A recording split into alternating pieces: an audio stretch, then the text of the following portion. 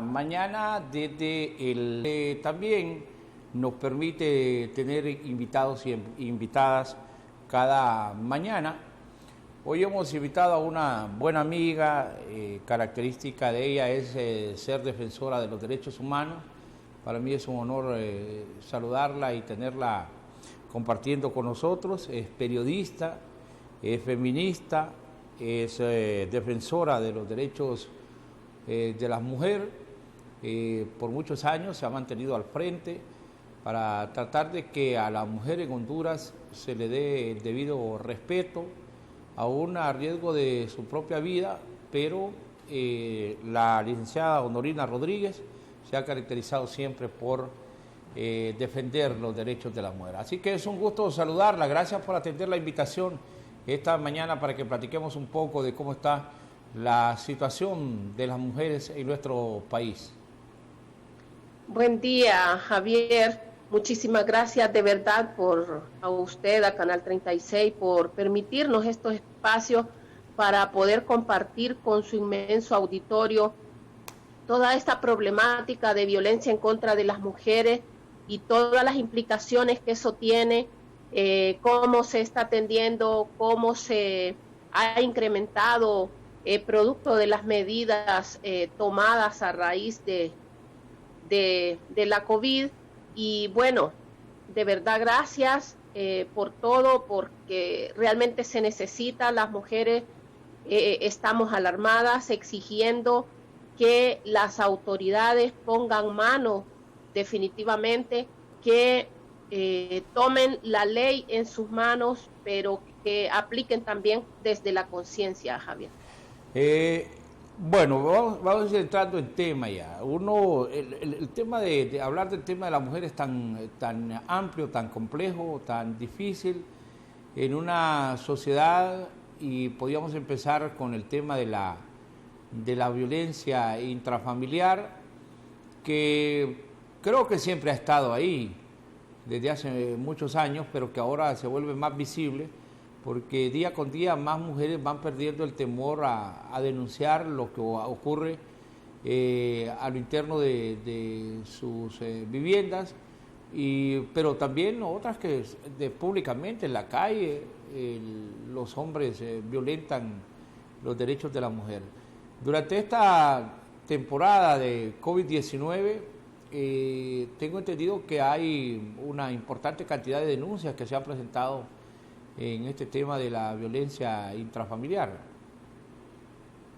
Exactamente, Javier, sí.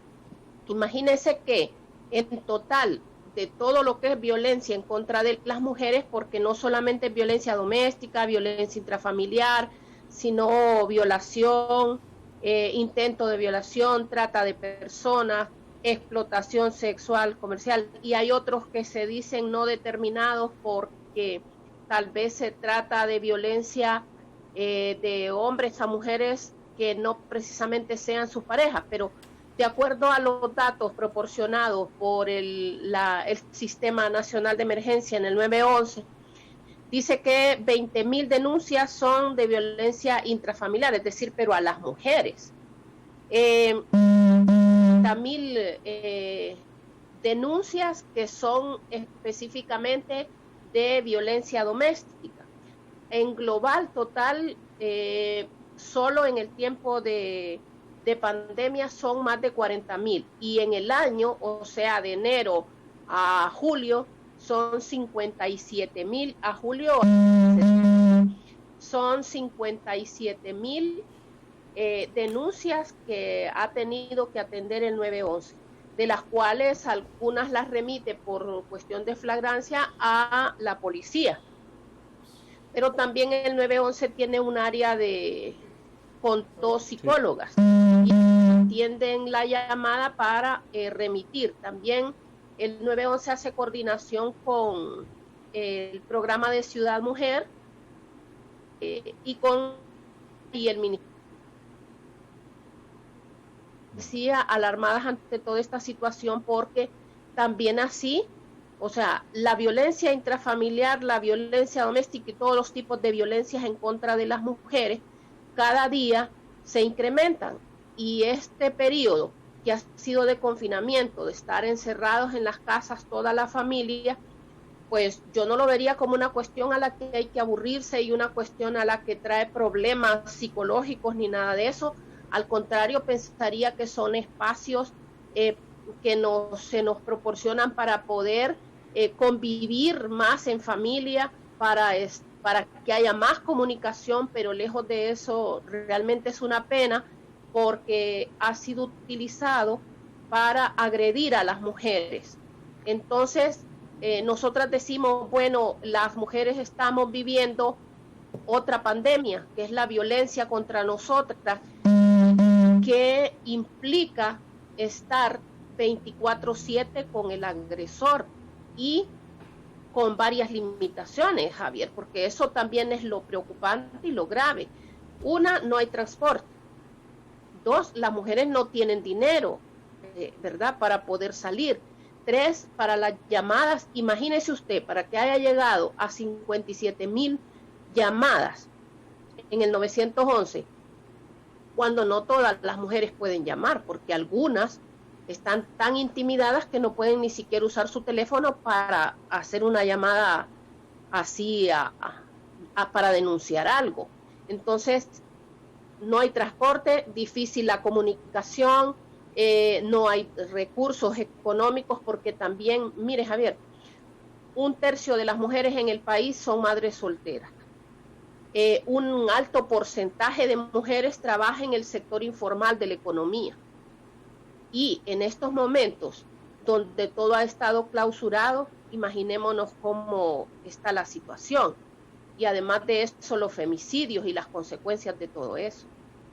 Ahora, sí me llama la atención, licenciada Honorina Rodríguez, el hecho de que estamos hablando entonces de casi, si son 4 meses de estar en pandemia, ha aumentado casi en 10,000 personas, 10,000 mujeres que se han sentido violentadas y que, como usted bien lo dice, ese porcentaje podría ser mínimo porque la cantidad de mujeres que no pueden tener acceso a la autoridad para denunciar este tipo de atropellos, lógicamente que puede ser mayor, pero sí es significativo el hecho de que estemos hablando que 10,000 mujeres aproximadamente mensualmente se atreven a denunciar. Y yo creo que aquí, dentro de todo lo negativo que es la violencia doméstica, familiar, pues hay mujeres que ya se atreven a denunciar, porque hablar de que 10,000 mujeres llamaron mensualmente a decir, míreme, esto está ocurriendo en mi hogar, yo quiero que la autoridad actúe. Lógicamente que de esos casos no todos van a ser judicializados, no se va a castigar a los responsables de esta violencia, pero ya es importante que las mujeres han entendido que sí hay mecanismos para protegerlas. Yo creo que en medio de toda esta situación difícil, podemos decir que ya hay un cierto grado de conciencia de parte de la mujer que hay derechos que se le tienen que respetar.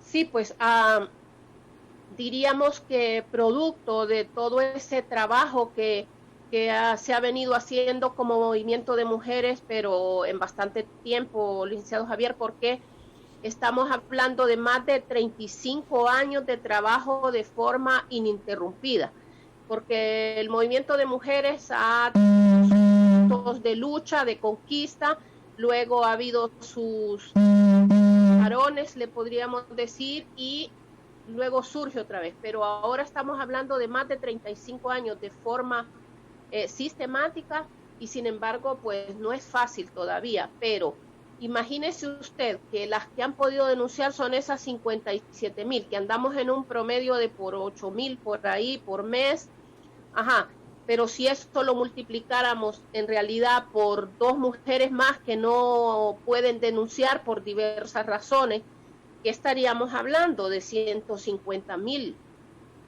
denuncias. Claro, y los operadores de justicia no tienen los recursos ni humanos ni logísticos totalmente. Estamos hablando, por ejemplo, de las principales ciudades, tal vez hay algo, pero si nos vamos a los otros departamentos, a los municipios, es bastante difícil para las mujeres porque quedan a distancias, porque se da de forma diferente también la violencia, aunque la violencia cruza a la vida de las mujeres de la misma forma a todas una situación porque provoca y genera los mismos sentimientos, pero estamos hablando de que no se puede dar una respuesta desde las autoridades y por eso pasamos insistiendo en más presupuesto para las mujeres. Presupuesto, cuando decimos para las mujeres, es para el sistema de operadores de justicia. Por ejemplo, estamos exigiendo que la Corte Suprema de Justicia utilice los recursos que se le han dado, que entendemos fueron 80 millones, para abrir juzgados especializados en contra de la violencia, al menos uno por departamento, y que se priorice, porque hay datos, licenciado Javier. Se sabe, por ejemplo, que los lugares donde hay más denuncias, en primer lugar en violencia doméstica, está Francisco Morazán y Cortés. Con los femicidios tenemos Colón, tenemos Francisco Morazán, Choluteca, Cortés, Copán. Entonces, si se sabe, y así otros, pero donde está la mayoría, eso sirve para que tomen decisiones. Por ejemplo, la Secretaría de Salud Pública ha debilitado lo que es el trabajo de las consejerías de familia. Y mire, Javier, las consejerías de familia son de doble, porque como la ley contra la violencia doméstica es también aplicable para los hombres, entonces los hombres también pueden atenderse en las consejerías de familia, no solamente las mujeres. Pero ¿qué pasa? Que hemos luchado, como le digo, y se ha logrado, producto de esa lucha de las mujeres, que haya instituciones para atender a las mujeres en general y sobre todo y específicamente por la violencia. Se ha logrado que haya leyes, que haya reformas de leyes. Lo que no logramos es penetrar en la conciencia para que haya mayor voluntad política de aplicación de la ley desde la conciencia de las personas y no desde la perspectiva del sistema patriarcal, donde vemos y atendemos como figura principal a los hombres, ¿verdad? Nosotras las mujeres no estamos en contra de los hombres, no es que no queremos a los hombres, de hecho son nuestros papás, nuestros hijos, la pareja, ¿verdad? Son y los amamos, pero no podemos negar que el sistema, el producto de la socialización, hace que se sienta por parte de los hombres un sentido de propiedad sobre el cuerpo de las mujeres.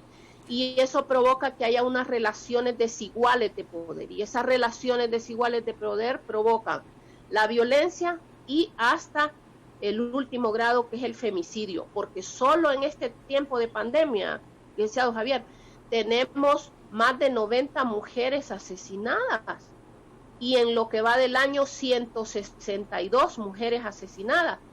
El Ministerio Público aún, que había estado cerrado, que se atendía solo por turnos, y también que el día que salen las mujeres, tiene más de 1.250 denuncias de violencia en contra de las mujeres. La violencia contra las mujeres es la antesala al femicidio.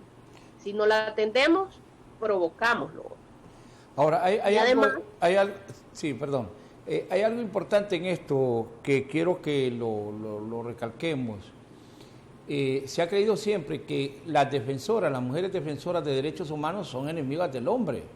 No, es que andan revueltas porque quieren que los hombres estén sometidos a las mujeres. Pero lo he escuchado de ustedes decir, no son nuestros enemigos los hombres, sino lo que ustedes están pretendiendo es que se les dé un trato igualitario, pero también de respeto a la mujer, porque la mujer no es objeto del hombre, no es un objeto ni sexual, ni personal, ni es algo de su propiedad, sino que hay que respetar también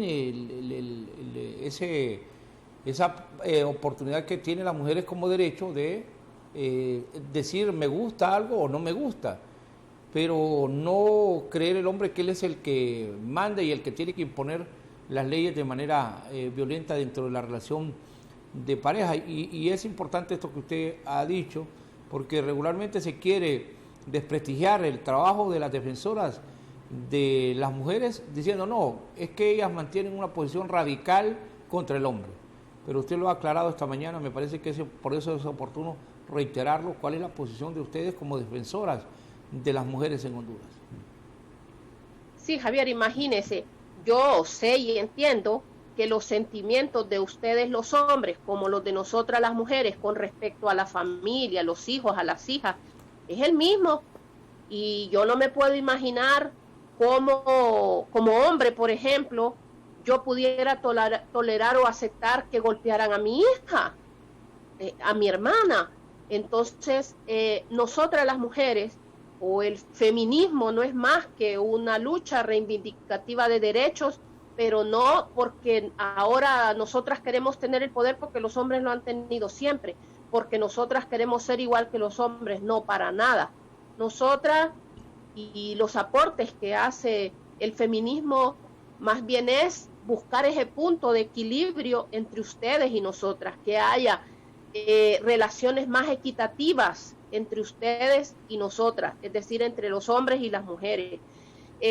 Realmente, si viviéramos desde esa perspectiva, hubiera mayor comunicación, hubiera mejores relaciones y por tanto mejores familias y menos violencia en general.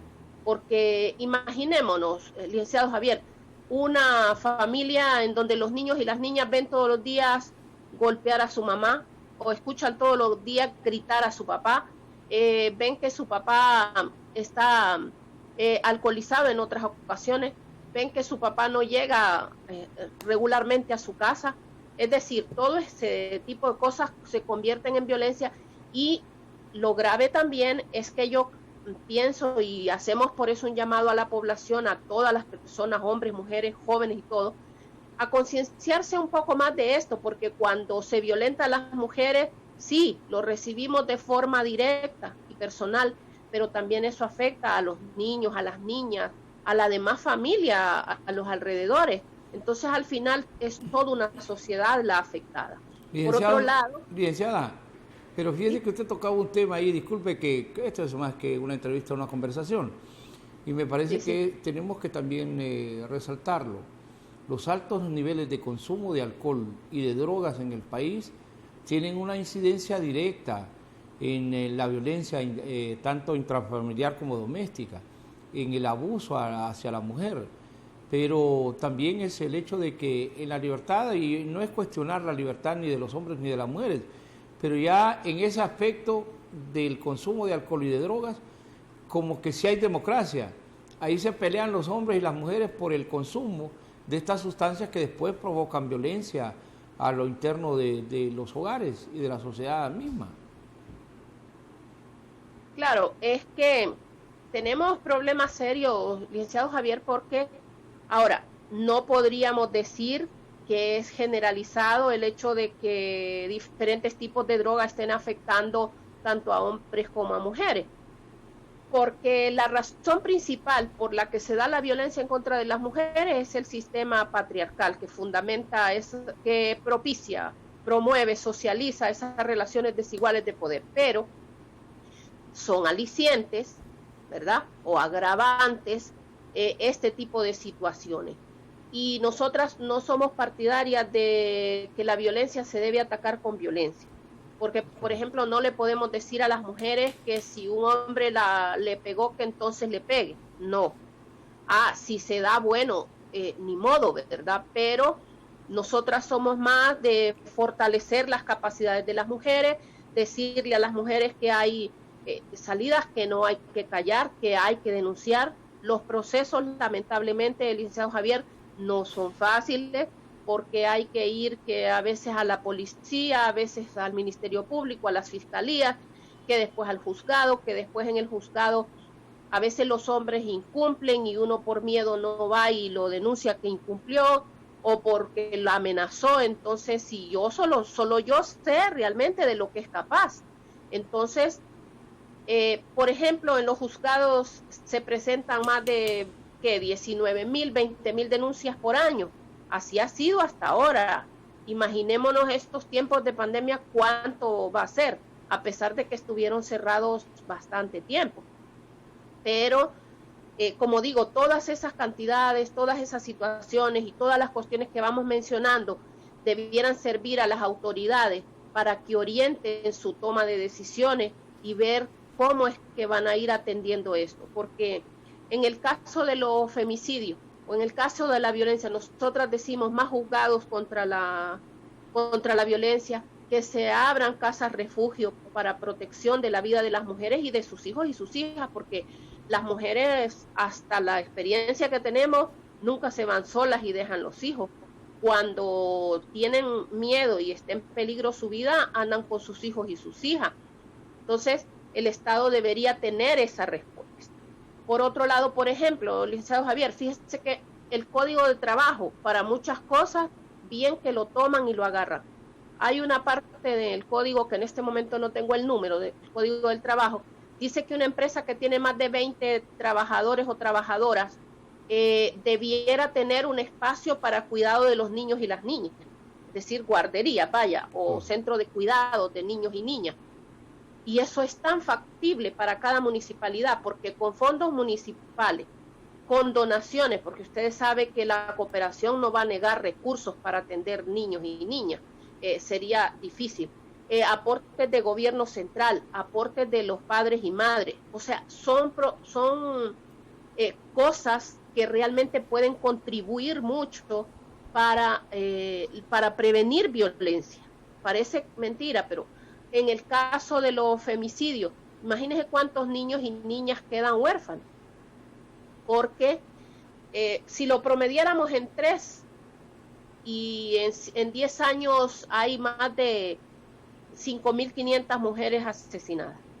Si lo multiplicáramos por 3, ¿cuánto es eso? ¿Cuántos niños y niñas están por ahí sin nada? Entonces, es importante que el Estado, que el gobierno pudiera analizar y revisar eso para resarcir, para asumir responsabilidad, para cumplir con esa deuda social que tiene con esos niños y esas niñas, porque el problema es que no se investigó. Nosotras por eso decimos, las autoridades deben partir del hecho de que es un femicidio cuando hay un asesinato en contra de una mujer, y luego descartarlo si no es, pues, claro. Pero que partan desde ahí. Ahora, ¿qué hay muchas cosas? Licenciada, sí, ¿qué es la condicionalidad? Porque en esto de los feminicidios se habla de femicidios. ¿Cuál es la diferencia? Porque dice usted descartar el hecho de que fue un femicidio. ¿Qué características tiene el femicidio con respecto a que siempre le terminan quitando la vida a la mujer? Pero ¿qué es lo que ocurre? Ahí la ley impone más tiempo de cárcel al hombre que le quita la vida a una mujer mediante femicidio o mediante otra práctica al momento de quitarle la vida. En realidad, licenciado, es que se trata de identificar que el asesinato de una mujer se da porque es una mujer, en primer lugar. Segundo, por las formas en que se da, cuando hay saña, cuando se muestra odio.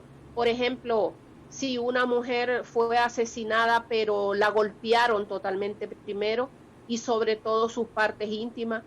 Cuando a una mujer, por ejemplo, le quitan un pecho, un seno, una chiche, como le queramos llamar, eso es claramente un femicidio, porque se demuestra odio, o sea, es notable. Y así hay dentro de la figura en el Código Penal, de la figura de femicidio, antes tenía de 30 a 40 años, y hoy lo han dejado de 20 a 25, y todavía entiendo que están buscando que se baje la pena porque dicen que no funcionó, pero no funcionó por falta de voluntad política de quienes aplican la ley, que ese es el problema, porque imagínense que a veces los fiscales han tenido que presentar los casos como parricidio para que les pueda pegar, como se dice en el argot popular de los abogados y abogadas, para que le pueda pegar, lo han tenido que meter como parricidio, cuando es en realidad un femicidio, y que es una figura relativamente nueva, pero que es una lucha precisamente de las mujeres porque se identifiquen las cosas como tal, para que así también se le dé una salida y se le dé una atención integral. Eso es lo que realmente buscamos. Por eso hablaba de casas refugio, por eso hablaba de responder a la atención de los niños y niñas que quedan huérfanas y huérfanos. Por eso hablamos de juzgados contra la violencia, de consejerías de familia. Es decir, nosotras tenemos propuestas, nosotras tenemos y hablamos con datos a las autoridades, ¿verdad? Todo el sistema de operadores de justicia debiera realmente responder a todo eso. Ahora, estamos en esto de la violencia contra las mujeres. Sabemos que hay serias dificultades. Y yo siempre me he preguntado, ¿por qué no crear? Yo conozco desde hace mucho tiempo los lugares donde atendían anteriormente niños, guarderías. No sé si todavía existirán, y si existen son muy pocas. Pero ahí vi crecer yo aún a miembros de mi familia, donde recibieron una orientación adecuada, una atención de salud muy buena. Y yo creo que esto, licenciada Honorina Rodríguez, debería existir en cada barrio y en cada colonia. La atención de los niños huérfanos y también la orientación de las madres. Creo que hubo algún intento en su momento de crear estas madres sustitutas que le llamaban, madres que cuidaban a los niños en su colonia mientras iban al centro educativo o las mamás iban a hacer alguna labor de trabajo, las otras mamás estaban cuidando a niños en las comunidades. Pero bueno, esto ya es política pública que en el futuro tiene que abordarse. Hay un tema que desde mi infancia me marcó. Nosotros vivíamos frente a un lugar donde eran centros de prostitución. Y mi mamá y mi papá tenían un mercadito, una pulpería, y ahí se acercaban las muchachas a comprar para hacer su comida y todo. Y contaban historias, le estoy hablando de los años 70, que escuché yo estas historias que le decían, ajá, ¿y de qué comunidad son? No, fíjense que yo me vine de Comayagua, un ejemplo. ¿Y cuántos años tenés de no ver a tu mamá? No, fíjese que yo tengo 7 o 8 o 10 años de no ver. ¿Y por qué no te puedes ir? Ah, no me puedo ir, porque la dueña o el dueño del prostíbulo, estoy endeudado con él y debo en aquel tiempo decir 5.000 empiras, era una cantidad extraordinaria. Entonces, ¿por qué? Porque el vestido que le compraban tal vez costaba 4 o 5 lempiras y el dueño del prostíbulo le decía que costaba 150 lempiras.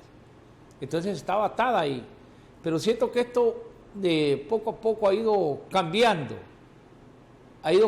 pero no se ha erradicado la trata de personas en diferentes actividades y especialmente en el tema de la prostitución, y lógicamente que el caso de las mujeres es más dramático. ¿Cómo está esta situación en Honduras? Bueno, ahora no podemos negar que la explotación sexual comercial persiste, se mantiene en el tiempo. De hecho, se ha dicho siempre que es uno de los negocios más lucrativos en el mundo. Honduras, bueno, no es la excepción.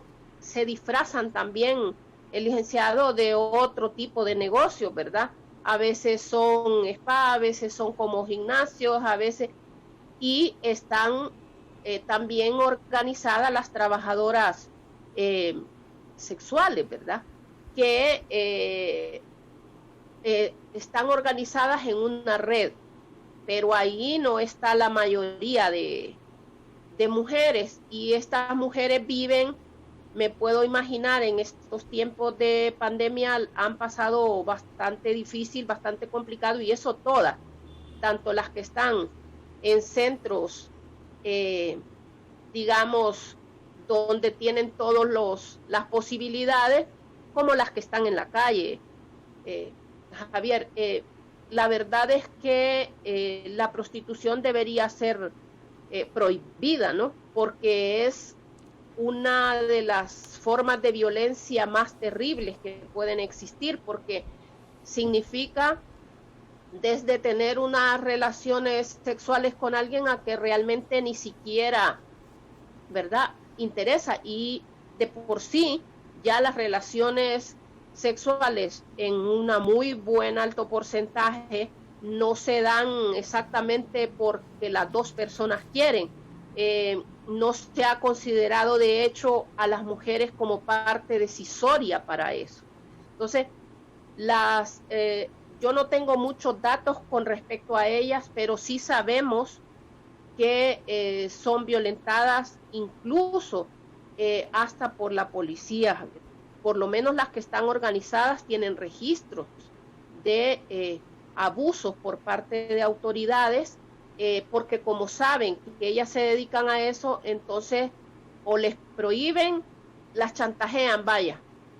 Y entonces todo esto es una situación bastante grave, y en los casos donde las tienen así, como usted dice, todavía también, es decir, cada proceso y cada espacio donde están las trabajadoras sexuales les es bastante complicado, porque una mujer que la tienen en un espacio, y hoy por hoy también hacen lo mismo, le cobran un vestido ya no por 150, licenciado Javier, sino claro, por 2.000, 3.000 lempiras, unos zapatos por 1.000 lempiras.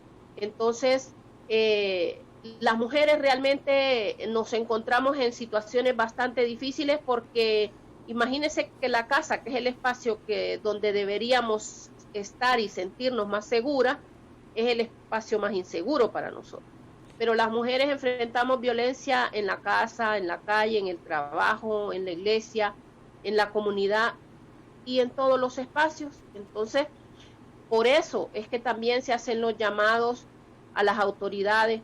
Por eso también las organizaciones de mujeres trabajan en fortalecimiento de capacidades de las mujeres para ir cambiando ese tipo de situaciones. Pero no es fácil. Imagínense que las demandas de alimentos, licenciado Javier, existen desde 1906 y al día de hoy hay una infinidad y cantidad de hombres que no cumplen económicamente, oiga bien, económicamente con sus hijos y sus hijos, porque se entiende que no es obligatorio estar con una pareja, pero que se tengan hijos e hijas con una mujer y que el hombre sencillamente se desentienda. Y después se molestan porque dice que nosotras propiciamos las separaciones de las familias, porque la ley dice que el hombre debe estar separado un tiempo, ¿no?, de la mujer y asistir. Y dicen hogar, se le llama hogar a un espacio. Y uno se pregunta, ¿realmente es un hogar?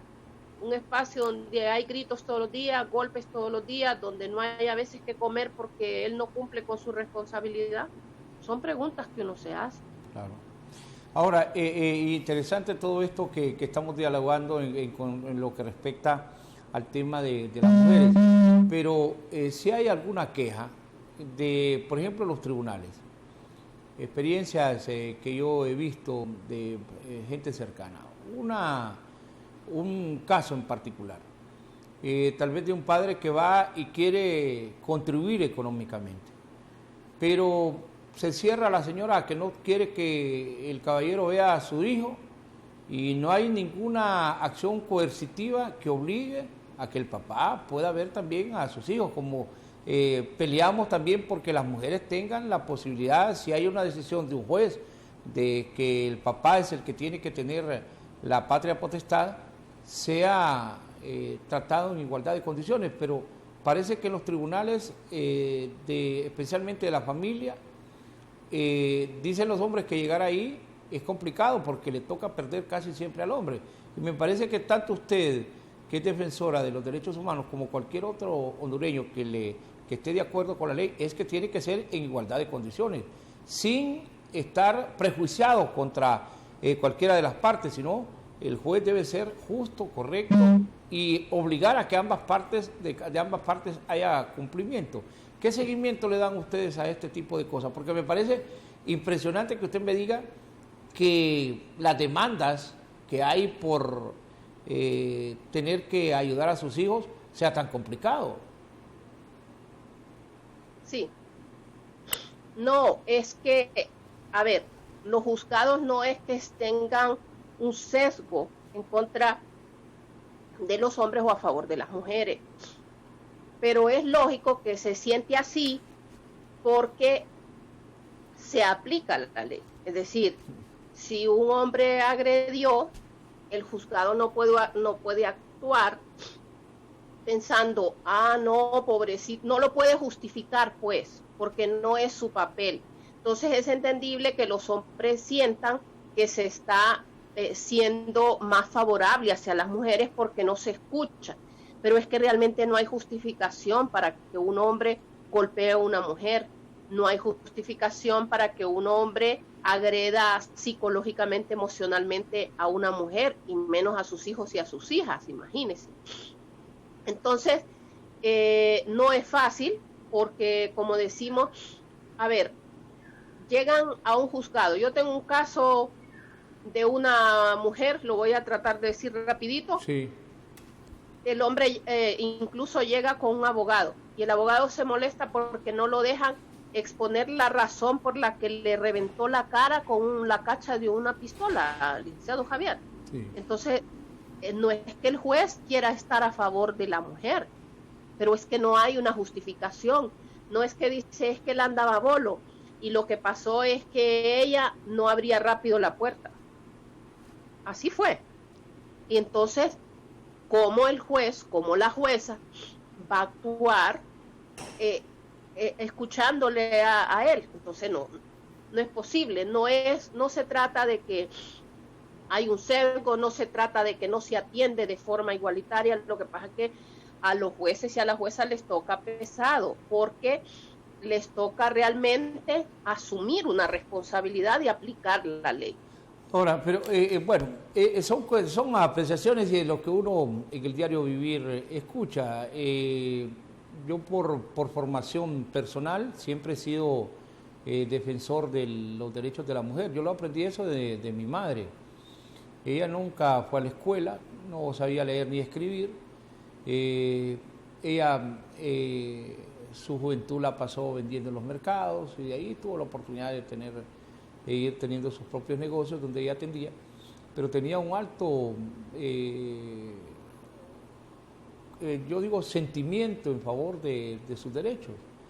Y muchas veces vi que intervino con la inteligencia propia de ella en el tiempo que no era tan divulgado el tema de los derechos de la mujer, de pararse frente a un hombre y decirle, mire, ella no es su hija, usted no tiene que golpearla, usted no puede agredirla, usted tiene que respetarla.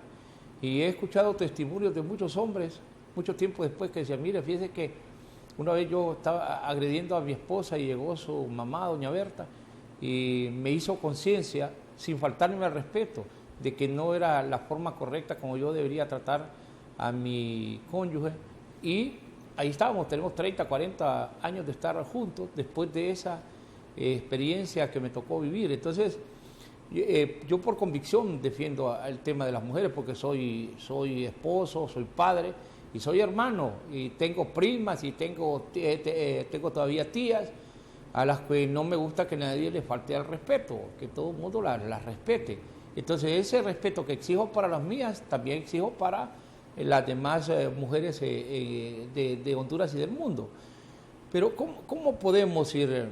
Porque aquí creo que también de repente cargamos a la autoridad, pero aquí los que toman decisiones en el país, si nos metemos media hora a su casa, nos quedaríamos sorprendidos que de repente son los principales violadores de los derechos de la mujer. Sí, es complicado porque es difícil que se reconozca, así como hay resistencia para entender realmente eso, que las mujeres somos seres humanas y que tenemos derechos iguales que los hombres.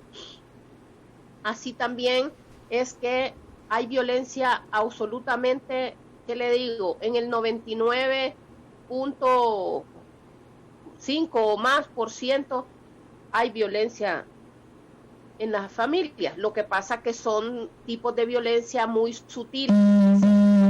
Han visto o se ven como situaciones normales. Claro. Porque se dice así, ¿no?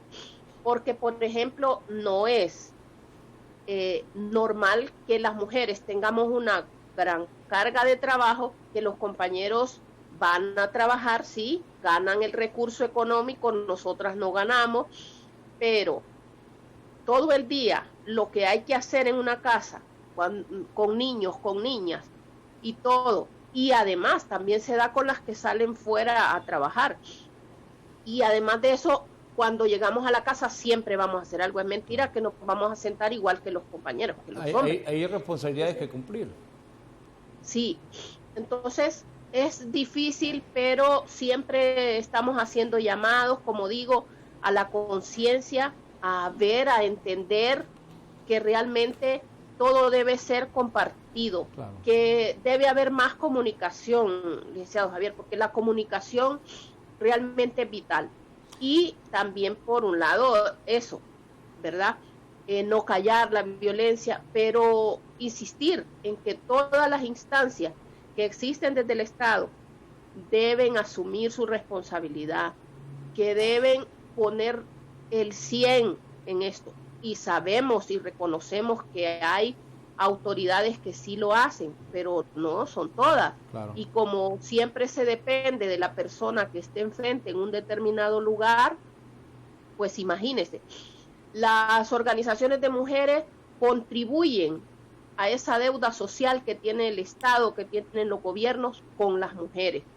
Porque usted ha oído decir, bueno, es que estamos hablando desde la perspectiva de género, de equidad de género, sí, porque es que necesitamos hacer cosas por las mujeres para poderlas llevar a este punto de equilibrio que le decía, en donde estemos al mismo nivel de igualdad de oportunidades, ¿verdad? No de palabra, porque todo el mundo dice que tenemos iguales derechos, eso nadie dice que no, pero en la práctica no es así. Ahora, licenciada Norina Rodríguez, usted como defensora de derechos de la mujer, hay una, yo vengo, desde hace mucho tiempo vengo insistiendo en el sentido de que hay una enfermedad en Honduras que todavía no se ataca, y son los celos, que es una enfermedad grave, porque un hombre con celos mata. Y este se disfraza con un falso sentimiento de amor, lo digo casi con convicción. Que llega y le lleva las flores a la mujer, la lleva a cenar, le compra lo que ella quiere, pero es como para mantener un control. Y si ya entra el celo en el hombre, he visto cantidad de mujeres que son agredidas, pero también que les han quitado la vida, amparado en ese falso sentimiento de amor mediante los celos. ¿Han hecho algunos estudios ustedes de cuánto es la incidencia de mujeres que mueren debido a esta enfermedad de los celos? Pues no hemos hecho estudios precisamente, pero realmente basta ver los medios de comunicación y si lo revisamos y lo analizamos, muchos casos de eso, yo diría un buen porcentaje, resulta que justifican y dice, no, oiga bien, a exparejas han matado en este año por lo menos, debe haber unas 7 que haya pasado eso, y de esas 7, unas 3 por lo menos eran exparejas, y dice, no, dice, es que le propinó tantos machetazos a su ex porque estaba con otra persona, porque ya andaba ella con otra persona. Es decir, como dije, es ese sentido de propiedad que se siente sobre el cuerpo de las mujeres y por tanto puedo hacer con él lo que quiera, por un lado. Y por otro lado, no me castigan. Entonces, la impunidad también es otro elemento que va en contra de nosotras, ¿verdad? Cuando no hay investigación, pues no se castiga a los culpables. Y en ese sentido es que decimos siempre a la unidad de investigación de muertes violentas de mujeres que haya mayor investigación de todos estos casos, porque se argumentan los celos y se dice crimen pasional. Por pasión no se mata. Entonces no podríamos estar diciendo que son crímenes pasionales. Los celos no son realmente una justificación. Es decir, ni los hombres son propiedad de nosotras, ni nosotras somos propiedad de los hombres. Somos dos seres humanos que de repente decidimos compartir nuestros espacios de vida, ¿verdad? y muchas cosas, y por lo tanto lo que tendríamos que hacer es buscar los mecanismos de cómo sobrellevar de mejor manera esa relación. Ahora, usted ha venido, ya entró en vigencia el nuevo Código Procesal Penal, pero ustedes han venido exigiendo que haya ciertas reformas a este código. ¿En qué artículos consideran ustedes se están violentando los derechos de las mujeres a través de este código? Mire que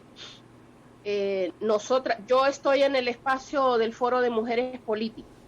Desde ahí, junto con la plataforma 25 de noviembre y otros actores importantes en el país, se presentó por medio de la diputada Carla Medal un proyecto de reformas a ese Código Penal, precisamente en los delitos que tienen que ver en contra de las mujeres. Ahí va el femicidio, ahí está la violación e incesto, la trata de personas, la explotación sexual comercial, el estupro, la pedofilia, es decir, esos entre los más importantes, porque casi todos, licenciados, tienen, a excepción del femicidio, casi todos tienen menos de 10 años las penas.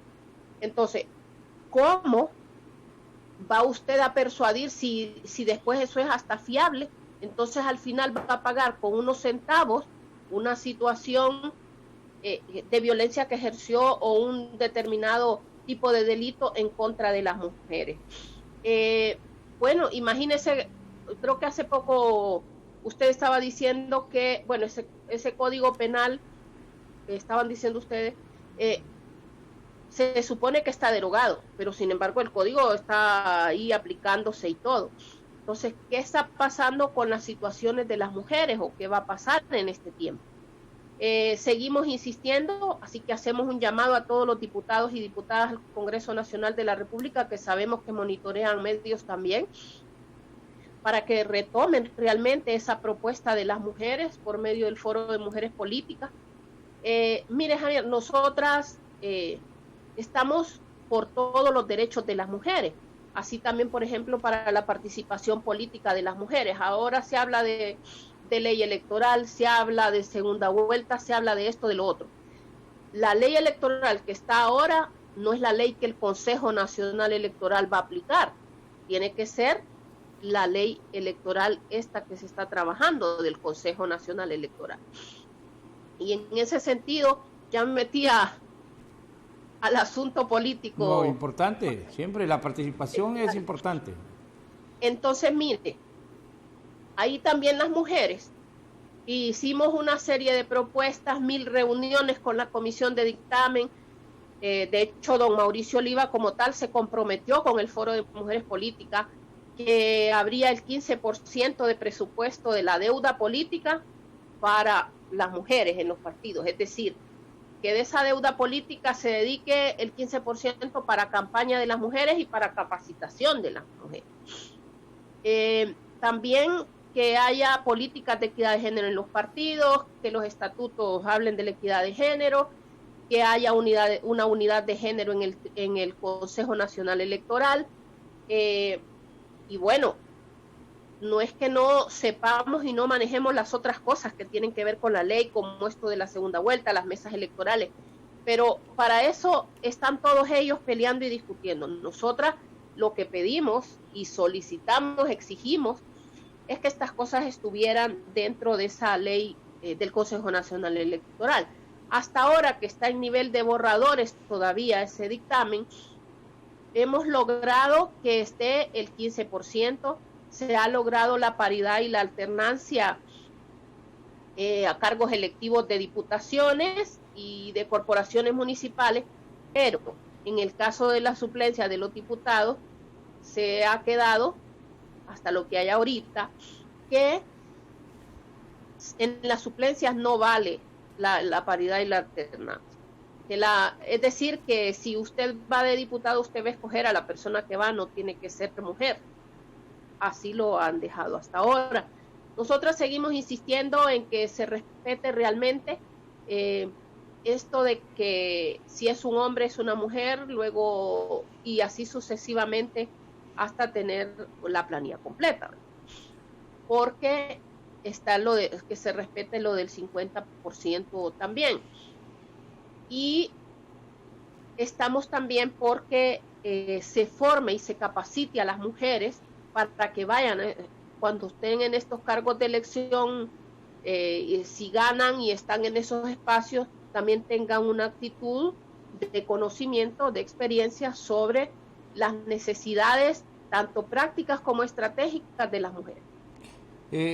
Ha tocado usted el tema político y desde el Partido Nueva Ruta, la licenciada Milagro González precisamente ha presentado ya un informe al Consejo Nacional Electoral sobre esa cercanía que ha tenido con mujeres a nivel nacional, precisamente para tratar de ir haciendo conciencia de la equidad de género y el tema de la participación política de la mujer, no como una simple solicitud, sino que una exigencia clara y contundente de que las mujeres se les debe respetar su participación en igualdad de condiciones, que no sea un tema de pleito, que no sea un tema no, es que la ley me forza, sino que entender que la participación, y ella defiende desde esa plataforma como vicepresidenta del Partido Nueva Ruta,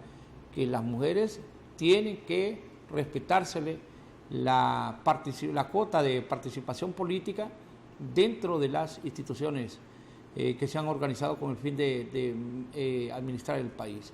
Esa es la visión que ustedes tienen también de las organizaciones estas de mujeres que participan en política, pero que también son defensoras de los derechos de la mujer. Sí, exactamente. Hemos visto parte de las cosas que la licenciada ha puesto ahí. Y bueno, esa es la aspiración de todas las mujeres, el foro de mujeres de partidos políticos, tanto como el movimiento de mujeres, la aspiración es esa, que por voluntad política se diga, bueno, aquí no hay problema si van a haber más mujeres incluso, ¿verdad?, que los hombres, porque no se trata de que, claro, nosotras tenemos que recurrir a la ley y a tratar de presionar, porque no se da así precisamente en todos los espacios, y sobre todo en los partidos mayoritarios. No estamos hablando en los partidos con un menor cantidad de personas seguidoras o de militantes y eso, porque generalmente ahí no hay tanto problema como en los otros espacios, porque una de las limitantes que tienen las mujeres para participar en política en los partidos grandes es la situación económica, porque de todas y de todos es conocido que se pide cantidades, ¿no?, para aporte a las campañas centrales y principales, porque bueno, todos hacen campañas centrales, no es que le hacen campaña a todas y a todos por igual, no, los partidos tienen ya su gente, ¿verdad? Entonces, y es importante, por ejemplo, hacer un llamado a la reflexión. Sabemos que no es fácil, porque sobre todo en los partidos mayoritarios se sigue mucho la línea de partido antes que cualquier otra cosa. Yo quiero, Javier, si me permite, bueno, saludar a varias personas que están mirando ahora el canal, como la abogada Vivian Lin, Alexa Rodríguez, María Rodríguez, gente en Intibucá, en Gracias, y bueno, un saludo a todas, y agradecemos de hecho a Canal 36 que nos permita llegar hasta las casas de las compañeras que ahora están ahí conectadas o por el televisor. Entonces decía que la participación política de las mujeres es complicada, pero por eso lo de las políticas de equidad de género en los partidos es importante que estén fundamentadas en lo que son los ejes de la política nacional de la mujer, porque al estar fundamentados desde los ejes de la política nacional de la mujer, eso implica que también habrá mecanismos al interior de los partidos políticos que faciliten la participación de las mujeres, licenciado Javier. Quiero agradecerle la posibilidad que nos ha dado esta mañana de que podamos dialogar sobre el tema de la mujer, que es amplio y lógicamente que habrá más tiempo en lo posible, siempre que usted tenga la oportunidad, podamos seguir dialogando y ahondando en toda esta problemática que está alrededor de la mujer, la falta del respeto a los derechos humanos de las mujeres, su participación política, al hecho de que no sean tratadas de la manera más adecuada aún dentro de sus hogares, la explotación también que hay de la mujer en diferentes centros de trabajo sin que gocen de los beneficios que la ley determina para todos los ciudadanos de un país. Así que para mí es un honor tenerla. Esta entrevista la tenía yo pendiente desde hace mucho tiempo, porque considero que en Honorina Rodríguez, pónganmela en pantalla, está la representación de una lucha permanente en beneficio del respeto al derecho de las mujeres en Honduras. Sé de las persecuciones, sé de las situaciones difíciles que le ha tocado vivir, pero se ha mantenido firme en ese deseo de que ahí es donde la ven a doña Honorina, es periodista, es feminista, es política, es defensora de los derechos de la mujer, y yo creo que eso demuestra de la valía de las mujeres en Honduras. Usted representa esa lucha genuina en favor de los intereses colectivos de la mujer, y para mí, le reitero, es un honor tenerla aquí en el programa y que podamos platicar, y seguramente Dios nos va a permitir que en próximas ocasiones tengamos la oportunidad de continuar dialogando sobre esta temática que atañe a la mujer en Honduras. Sus palabras finales. Muchas gracias, licenciado Javier, gracias a ustedes en el canal 36, porque eso muestra el compromiso que se tiene con estas problemáticas de las mujeres y con las mujeres en general en el país, que por cierto somos la mayoría de la población. Así que hacer un llamado a todas y a todos a sumarse a estas causas de las mujeres. Las mujeres siempre hemos estado incorporadas en las luchas de los movimientos sociales, pero no hemos logrado que ese movimiento social se volque a apoyar las demandas y las exigencias de las mujeres. A todas a no callar la violencia en contra de nosotras, a las autoridades a cumplir con su responsabilidad, aplicar la ley, pero también desde la conciencia. Muchísimas gracias, licenciado Javier. Gracias a usted por su comparecencia esta mañana, a ustedes por la sintonía. Los invitamos a que continúen con Canal 36 y reiteramos ese compromiso que como medio de comunicación tenemos en beneficio de las mujeres, y también de manera personal el alto respeto que tenemos por la lucha de las mujeres en todos los campos de la vida nacional. La mujer empresaria, pero también la mujer obrera, la mujer intelectual, pero también aquella que no tuvo el privilegio de poder tener la oportunidad de llegar a la universidad, la mujer madre de familia, como aquella que no ha tenido esa oportunidad de serlo.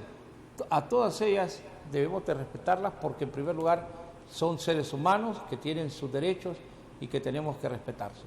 Nuevamente reitero, gracias a usted por la sintonía. Continúe con la programación de Canal 36 a nombre de Carlos Munguía, que nos acompaña en la dirección de cámaras y los controles. Yo soy Javier Aguilera y les invito a que continúen con la programación del único y más completo canal de noticias, Canal 36, vía Cholusat Sur. Hasta la próxima.